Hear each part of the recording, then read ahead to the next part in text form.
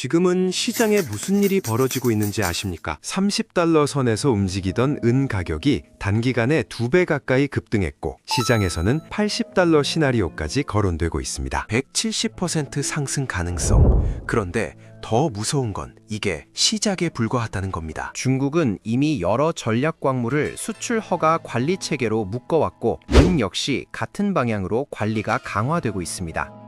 삼성전자도 테슬라도 필사적으로 은을 확보하고 있습니다. 가격이 얼마가 되든 상관없이 말이죠.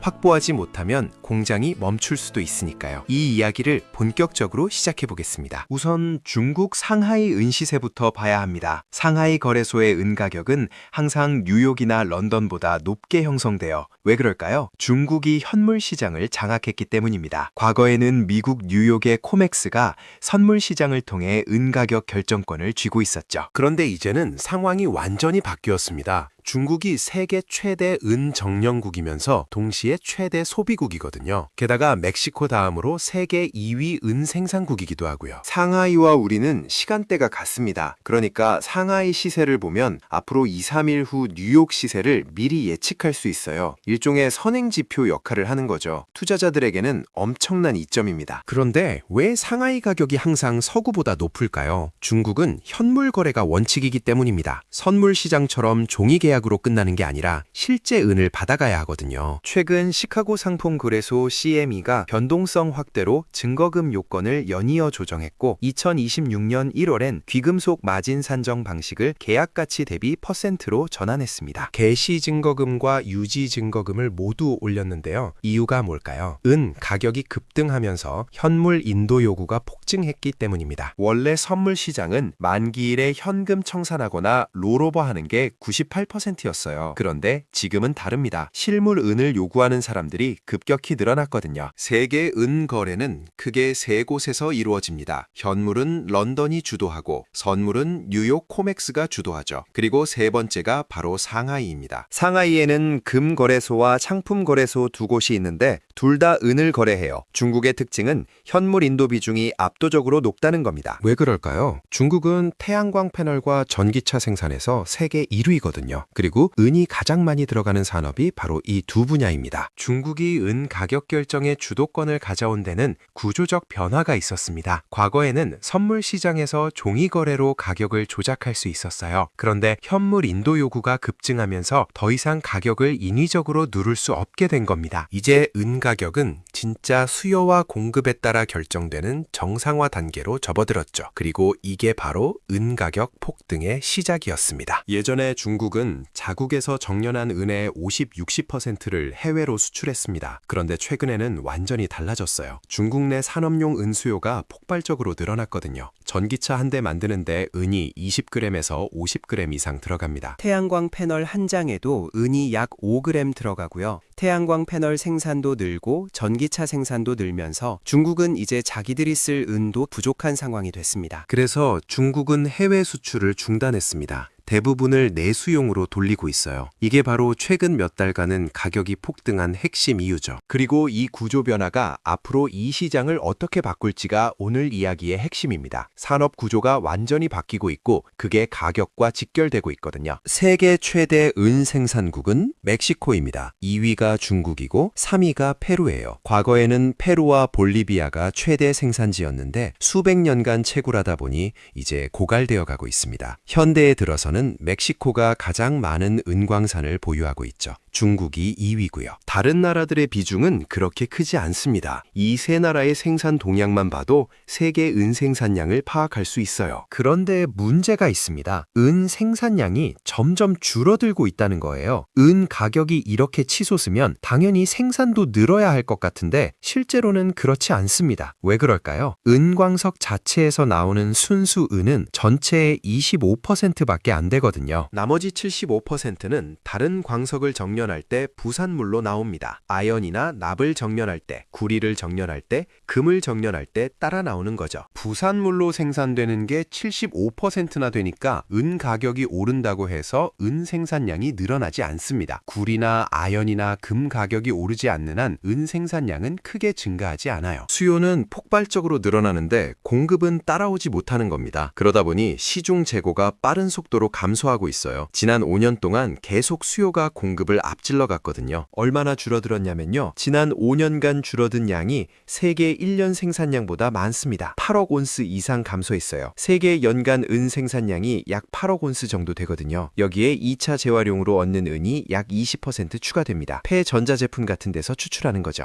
대부분 전자제품이나 태양광 패널에는 금과 은이 함께 들어가는데 금은 비싸니까 회수할 경제성이 있어요. 금을 회수할 때 따라 나오는 은들이 있습니다. 그런데 그 양이 그렇게 많지는 않아서 전체 은 생산량의 20% 정도를 차지합니다. 결국 광산에서 나오는 순수 생산량이 8억 온스, 2차 추출물이 2억 온스에서 총 공급량은 연간 10억 온스 정도예요. 그런데 소비량이 11억에서 12억 온스 정도 됩니다. 매년 평균 1억 5천만 온스가 부족한 거죠. 그 부족분을 시중 재고에서 갖다 쓰니까 재고가 계속 줄어드는 겁니다. 이 속도가 너무 빠르니까 주요 국가들이 불안을 느끼기 시작했습니다. 그래서 은을 핵심 광물로 지정하기 시작했어요. 미국도 지난 11월에 은을 핵심 광물로 지정했습니다. 중국도 마찬가지예요. 중국은 원래 히토류, 텅스텐, 마그네슘 같은 주요 광물을 국가가 통제하잖아요. 최근에는 은도 정부가 통제하겠다고 발표했습니다. 2026년 1월 1일부터 수출 쿼터제에서 수출 허가제로 바뀌었어요. 대규모 국영기업이 아니면 민간 기업은 수출할 수 없게 만들었습니다. 국가가 일일이 통제하고 허가하겠다는 건데요. 이걸 자세히 들여다보면 사실상 해외 반출 금지나 마찬가지입니다. 중국도 이제 내수에 쓸 은이 부족하거든요. 수출 금지라는 단어는 안 썼지만 실질적으로는 수출 금지가 이루어지고 있는 겁니다. 이게 세계 은 가격 상승에 엄청난 동력이 될 겁니다. 왜냐하면 중국이 세계 최대 은 정년국이자 소비국이거든요. 중국의 은 소비 구조를 보면 이해가 쉬워요. 세계 최대 태양광 패널 생산국이 중국인데 태양광 패널에는 은 페이스트가 들어갑니다. 패널 밑에 은 가루를 테이스트처럼 발라요. 태양광이 들어오면 그걸 빠르게 전기로 전환해주는 역할을 하거든요. 일반 제품에는 구리 페이스트를 써도 되는데 고급 제품일수록 은을 씁니다. 전기 전도를 빠르게 하고 열 전도도 효율적으로 하려면 은만한 게 없어요. 은은 지구상의 모든 금속 중에서 전기 전도성과 열 전도성이 가장 뛰어나거든요. 어떤 금속도 은을 따라올 수 없습니다. 그래서 일반 전선은 구리를 쓰지만 전기를 더 빠르고 효율적으로 보내야 할 때는 은선을 사용하는 겁니다. 전기차도 마찬가지예요. 전기차는 자율주행을 하니까 0.001초라도 더 빠른 전기 전달이 필요합니다. 사고를 미연에 방지하려면 은을 통해 전기를 보내야 하거든요. 특히 전기차에서 은의 용도는 정말 중요합니다. 최근에는 배터리에도 은이 많이 쓰이는데요. 특히 지금 개발 중인 전고체 배터리에 은이 대량으로 들어갑니다. 배터리가 과열되면 폭발하면서 화재로 이어지잖아요. 그걸 막기 위해 개발하는 게 전고체 배터리입니다. 폭발 위험이 없고 과열되지 않는 고체 상태의 배터리인데 여기에 특히 은이 많이 쓰여요. 은을 활용하면 화재 발생이나 과열을 막아주거든요. 이게 2027년부터 상용화될 가능성이 큽니다. 삼성 SDI를 비롯한 세계 주요 배터리 업체들이 전고체 배터리를 개발하고 있는데요. 어떤 분석에 의하면 차 한 대 만드는데 은이 약 1kg 필요하다고 합니다. 고급 반도체로 갈수록 은이 더 많이 들어갑니다. 5나노 이하의 반도체를 만들 때 은선이 많이 쓰여요. 이런 식으로 산업용 은은 고급 제품일수록 전기 문명의 첨단 산업일수록 더 많이 들어가는데요. 이 산업 구조를 가장 크고 활발하게 가진 나라가 바로 중국입니다. 중국이 세계에서 은을 산업용으로 가장 많이 쓰는 나라예요. 그런데 은 가격이 오르니까 은을 사용하는 기업들은 은 절감 기술을 개발하고 있습니다. 배터리든 전기차든 태양광 패널이든 은을 조금만 넣고도 효율을 높일 수 있는 기술을 연구하는 거죠. 물론 그런 기술 개발의 효과는 있을 겁니다. 그런데 문제는 대체 금속을 찾기가 힘들다는 거예요. 그리고 기술이 개발된다 해도 수요 증가폭이 그것보다 훨씬 빠르고 크게 일어나고 있습니다. 기술 개발을 해도 은 사용량을 줄이기는 어렵다. 않겠다는 게 현실이에요. 은 절감 기술 개발에도 불구하고 앞으로 은 사용량은 계속 늘어날 겁니다. 이제 중국의 정책 전환이 어떤 의미를 갖는지 봐야 합니다. 과거 중국은 은을 정년해서 수출하고 자국 내 생산에도 쓰는 게 기본 전략이었어요. 그런데 최근에는 완전히 바뀌었습니다. 내수에서 쓰이는 은의 물량이 폭발적으로 늘어났거든요. 은 확보가 앞으로 커나갈 태양광 산업, 전기차 산업, 반도체 산업의 필수 전략 물자라고 인식하게 된 겁니다. 그래서 생산되는 은을 모두 국내에서 흡수하는 정책을 쓰고 있어요. 과거에는 은을 정년해서 수출하는 나라였는데 이제는 그 은들을 대부분 국내 산업에 쓰면서 더 이상 수출하지 않겠다는 게 중국의 방침입니다. 지난 몇 개월간은 가격 상승이 정말 놀라웠죠. 오랜 기간 온스당 20달러에서 30달러 사이에서 저평가되어 있던 은이었는데요. 선물 시장에서 현물 인도 요구가 급증하면서 상황이 바뀐 겁니다. 중국이 정년된 은을 세계에 공급하지 않고 내수 산업에 다 쓰는 통에 현물이 말라 들어가기 시작했어요. 가격이 30달러에서 최근 몇 달 사이에 80달러까지 거의 170% 이상 폭등한 배경에는 이런 중국의 정책 전환이 가장 크게 작용했습니다. 중국의 기본 정책인 중국 제조 2025를 봐야 합니다. 이 정책의 핵심은 모든 핵심 공정을 국산화하겠다는 전략이에요. 그리고 첨단 제조 산업의 AI는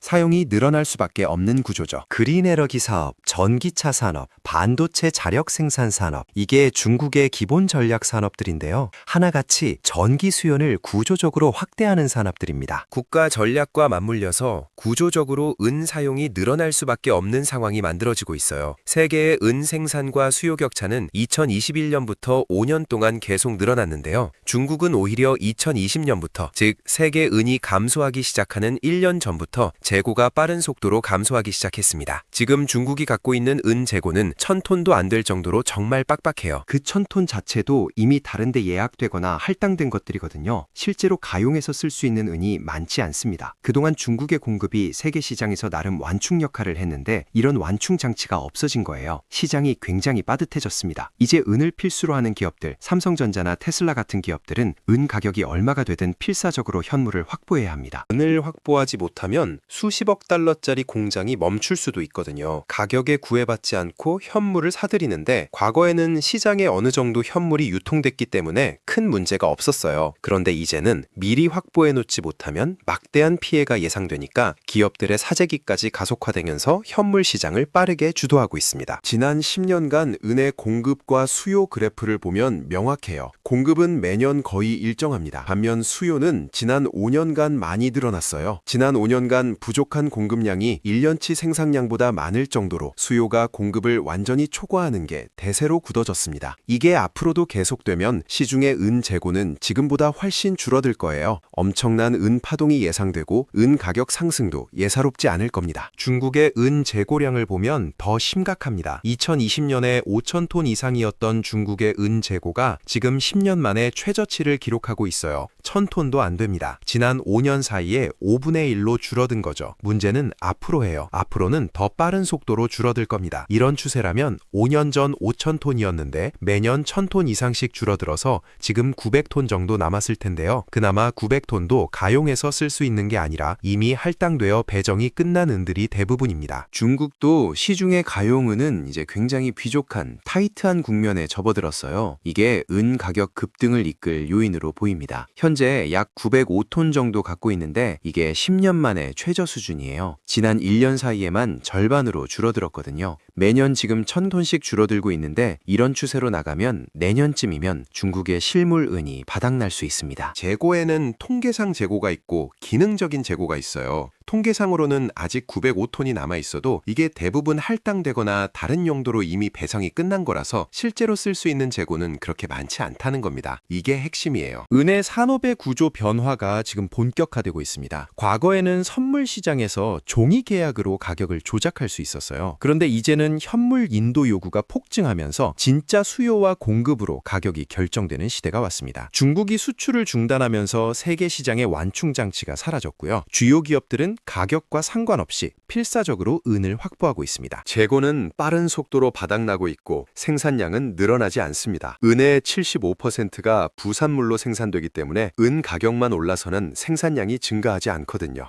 수요는 폭발적으로 늘어나는데 공급은 따라오지 못하는 완벽한 초과 수요 상황이죠. 이게 앞으로 몇 년간 계속될 겁니다. 전기차 산업이 커지고 태양광 산업이 확대되고 전고체 배터리가 상용화되고 5나노 이하 반도체 생산이 늘어나면서 은 수요는 기하급수적으로 증가할 겁니다. 반면 공급은 정체되어 있고요. 중국은 내수용으로 은을 전부 쓰겠다고 선언했습니다. 미국은 은을 핵심 광물로 지정했고요. 세계 각국이 은 확보 전쟁에 뛰어들고 있는 겁니다. 시중 재고가 바닥나면 어떻게 될까요? 가격은 지금보다 훨씬 더 오를 수밖에 없습니다. 삼성전자도 테슬라도 은 없이는 생산할 수 없거든요. 공장이 멈추느니 차라리 비싼 값을 주고라도 은을 확보하겠죠. 이게 바로 지금 은 시장에서 벌어지고 있는 일입니다. 온스당 30달러에서 80달러로 오른 건 시작에 불과할 수 있어요. 구조적인 변화가 일어나고 있고 이 변화는 되돌릴 수 없습니다. 중국이 다시 은을 수출할 가능성은 없어요.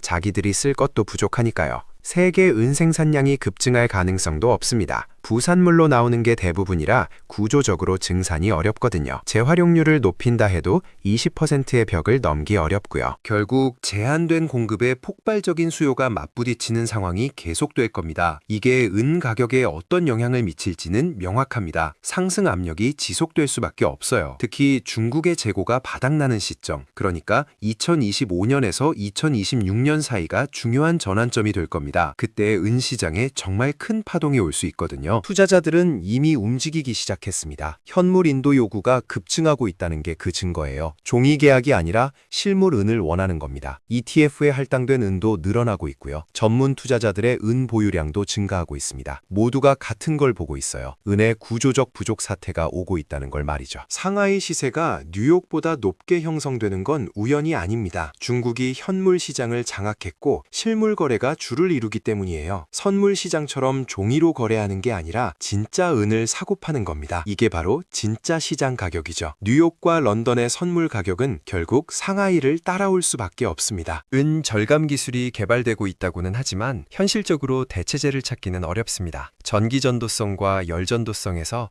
은만한 금속이 없거든요. 구리로 대체할 수 있는 부분도 있지만 고급 제품일수록 첨단 기술일수록 은을 써야만 합니다. 자율주행차에 구리선을 쓸 수는 없어요. 0.001초의 차이가 생사를 가를 수 있으니까요. 전고체 배터리도 마찬가지입니다. 안전성을 확보하려면 은을 써야 해요. 화재와 폭발을 막으려면 은만한 게 없거든요. 차 한 대에 1kg씩 들어간다면 전 세계 전기차 생산량이 연간 수천만 대인데 여기에 들어갈 은만 해도 엄청난 양이에요. 태양광 패널도 계속 늘어나고 있고 반도체 생산도 증가하고 있습니다. 모든 게 은 수요 증가로 이어지는 구조예요. 이 트렌드를 막을 방법이 없습니다. 기술 발전이 오히려 은 수요를 늘리고 있거든요. 더 좋은 제품을 만들려면, 더 안전한 제품을 만들려면, 더 빠른 제품을 만들려면 은이 필요한 겁니다. 이게 21세기 산업 구조의 핵심이에요. 중국은 이걸 일찍 깨달았습니다. 그래서 은을 국가 전략물자로 지정하고 수출을 막은 거예요. 미국도 뒤늦게 은을 핵심 광물로 지정했고요. 각국이 은 확보 경쟁에 뛰어들면서 가격은 계속 오를 수밖에 없는 구조가 됐습니다. 이제 은은 단순한 귀금속이 아니에요. 21세기 산업의 핵심 전략물자입니다. 상하이 거래소를 주목해야 하는 이유가 여기 있습니다. 중국이 은 시장의 주도권을 쥐고 있고 상하이 시세가 미래 가격을 예측하는 선행지표 역할을 하거든요. 우리와 시간대가 같으니 실시간으로 확인할 수 있고요. 투자자들에게는 엄청난 이점이죠. 뉴욕 시세를 하루 일찍 내다볼 수 있으니까요. CME가 증거금을 올린 건 시장이 과열되고 있다는 신호예요. 현물 인도 요구가 폭증하니까 거래소 입장에서는 리스크 관리를 해야 하거든요. 증거금을 올려서 투기를 억제하려는 거죠. 하지만 이게 수요를 막을 수는 없습니다. 진짜 은이 필요한 사람들은 증거금이 올라도 살 수밖에 없으니까요. 지금은 시장은 완전히 새로운 국면에 접어들었습니다. 과거처럼 선물 시장에서 가격을 조작할 수 없는 시대가 왔어요. 현물 시장이 주도하고 인도하는 시대죠. 진짜 수요와 공급으로 가격이 결정되는 정상화 단계입니다. 그리고 그 결과는 명확해요. 공급 부족, 가격 상승, 재고 고갈입니다. 앞으로 몇 년간 이 트렌드는 계속될 겁니다. 2027년 전고체 배터리 상용화, 태양광 산업 확대, 전기차 보급 증가, 반도체 생산 증가, 모든 게 은 수요 폭발로 이어져요. 공급은 정체되어 있고요. 중국은 수출 안 하고 생산량은 안 늘고 재고는 바닥나고 있습니다. 완벽한 공급 부족 시나리오죠. 온스당 80달러도 끝이 아닐 수 있습니다. 재고가 완전히 바닥나면 100달러, 150달러, 그 이상도 가능해요. 역사적으로 은은 금의 15분의 1 정도 가격이었는데 지금은 금이 온스당 2,700달러 정도 하니까 은이 180달러까지 갈 여지도 있는 겁니다. 물론 단기간에 그렇게 되진 않겠지만 장기적으로는 충분히 가능한 시나리오예요. 중국의 정책 전환, 산업 구조의 변화, 재고 고갈, 현물 시장 주도, 이 모든 게 한 방향을 가리키고 있습니다. 은 가격 상승이죠. 투자자든 산업 관계자든 이 흐름을 이해하고 대비해야 합니다. 지금 우리가 목격하고 있는 건 은 시장의 구조적 대전환입니다. 이 변화의 파장은 앞으로 몇 년간 계속될 거예요. 상하이 시세를 계속 주시하세요. 거기서 미래가 보입니다. 중국의 재고 동향을 확인하세요. 거기서 시장의 타이트함을 알 수 있어요. 현물 인도 요구를 체크하세요. 거기서 진짜 수요를 파악할 수 있습니다. 이 세 가지만 제대로 봐도 은 시장의 방향을 알 수 있어요. 지금은 시장에서 벌어지고 있는 일은 단순한 가격 변동이 아닙니다. 패러다임의 전환이에요. 선물 시장에서 현물 시장으로, 서구 주도에서 중국 주도로, 투기 대상에서 전략 물자로 모든 게 바뀌고 있습니다. 이 변화를 이해하는 사람만이 앞으로의 기회를 잡을 수 있을 겁니다.